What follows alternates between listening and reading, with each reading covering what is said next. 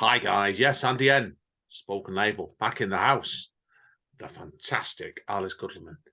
Straight over to Alice now. She's going to read out not one. I think did we agree 3, Alice, or have I been shit for brains there? I think it was 3. We did agree 3, yeah. 3, yeah, we agreed 3. So I'm getting old, so over to Alice, and she's going to do 3 pieces of a fantastic book with Ben Key Publishing. So hi, I'm Alice. This is my book, the book of Seeing Past the Shadows, which is a book of kind of spooky spells as poems. And I'm going to start off with this one, which is called Spell to Say Goodbye. You will need breath to be caught, a cup of tea for healing, strong muscles for continuing on. It's the shock more than the pain. Like when you bump your head or slip down the last few stairs, thudding out Morse code as you go. It's the shock that pricks at your eyes and your lungs. Someone lets you down, maybe in the way of a foothold you thought would hold firm that crumbles under its own fragility, not at fault. Or maybe in the way of an arm you thought would pull you up that instead pushes you down the mountain. Absolutely at fault. But either way, you lie shocked, teary and breathless at the foot of a peak that you believed you had helped to climb. Later, calm, eyes dry, testing your broken leg, only then do you feel real pain.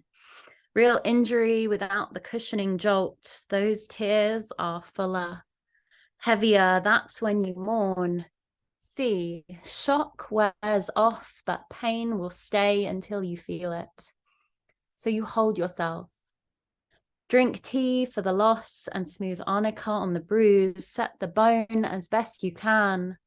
It might not be the same, but you'll still walk, climb, trust. Tear-salted bathwater is also healing. You let it hurt. You'll be okay to climb again. Thank you. Brilliant stuff. Great start.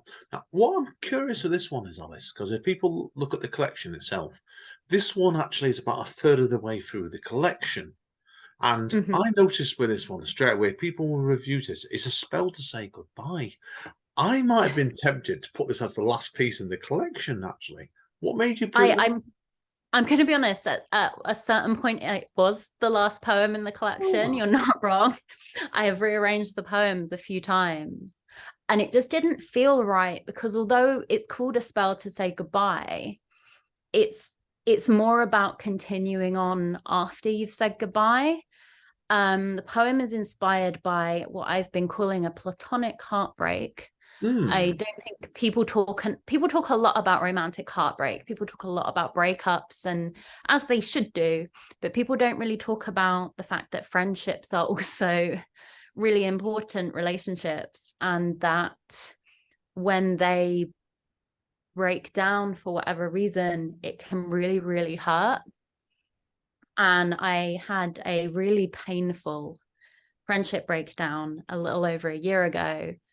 And it was really, really difficult. And I was like, no one's writing about this. No one's talking about this. And I'm really upset. So that was sort of what I wrote it about. And I realized that putting it at the end of the collection, it just didn't feel right. It just didn't, it wasn't how I wanted to leave people feeling, I guess. Yeah, no, it makes sense. It makes sense. Like I said, what you said there explained to me. It's like, I think always say one poem when you're placing a book together, things can go in directions you don't expect sometimes. I'll get you completely. Anyway, enough of the hard-boiled questions. More poetry. Back to you. This is called A Spell for Self-Acceptance, for Fullness. You will need scarves embroidered with the names of your good qualities. More than that, more scarves than you can count because you have more good qualities than you can count. Did you know? A case to fail to cram them into. The knowledge that this is exactly as it should be. She's full of herself, stuffed, like a good meal, like a full heart, like a bag crammed with the useful detritus of life. Full like a glass overflowing with optimism. She's full of herself because what else could she be full of? Not someone else crammed into spaces they don't belong, hard angles squashed and empty recesses cavernous. Like a shining bauble sat in a cardboard box, leaving 8 pointed corners with no purpose. Wasted space in a Tetris game. So she fills herself with herself. And as she does, learns the curves of her own insides, she gets to know herself. She's full like a suitcase, scarves of her spilling out the sides, zips straining, like Pandora's box before it was opened, like a capsule machine in a toy shop, tiny plastic spheres, each containing herself in miniature. Like a crowded theatre, every seat holding herself, holding her own hand, entranced with her own theatrics. She's full of herself. Thank you. Great stuff again, that one. I love the reputation of she's full of herself there. It's like it gives it. I think there's always a danger when you do repetition in pieces. You can overdo it. I thought that was tremendous. I think it pitched the character really, really well there. It did.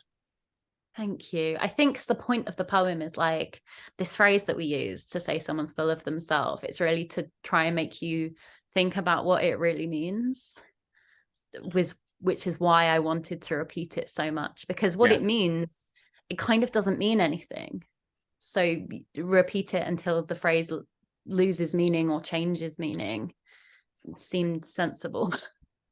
Yeah, I also like, if you look at the ingredients on this, I don't want people to see the ingredients, I think it's a part of the piece itself.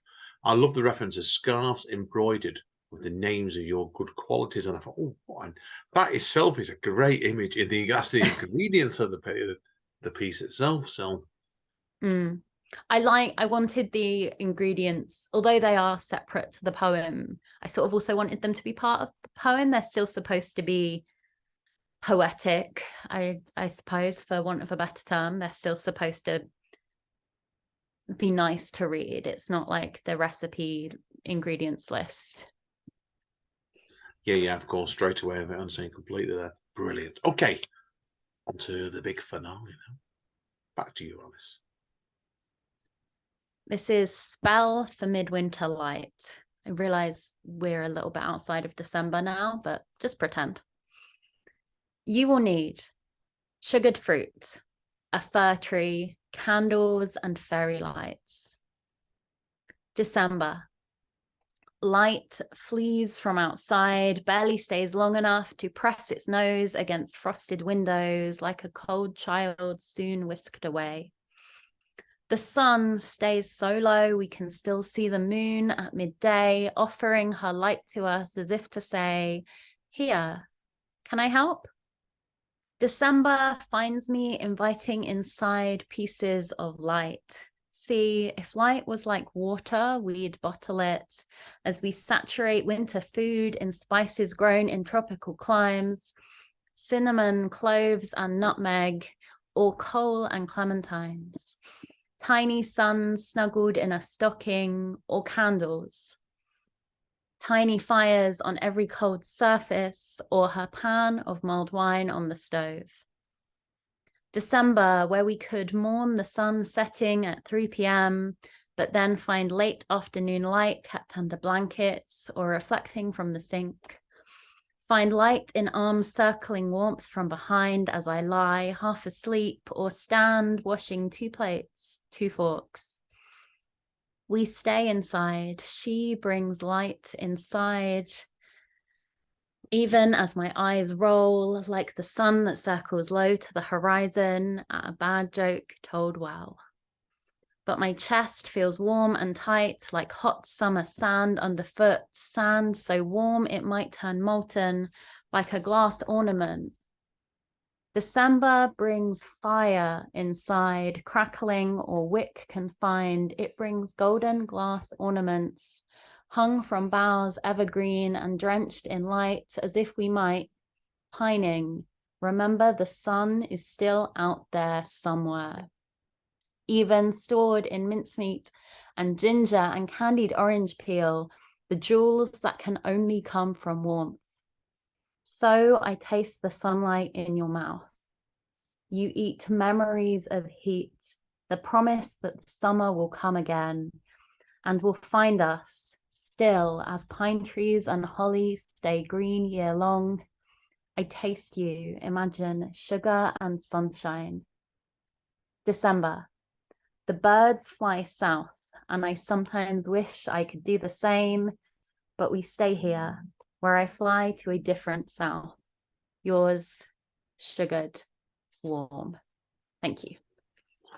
Oh, I do love that piece. Yeah, it's one of my favorites. One of my favorites in the collection on straight away.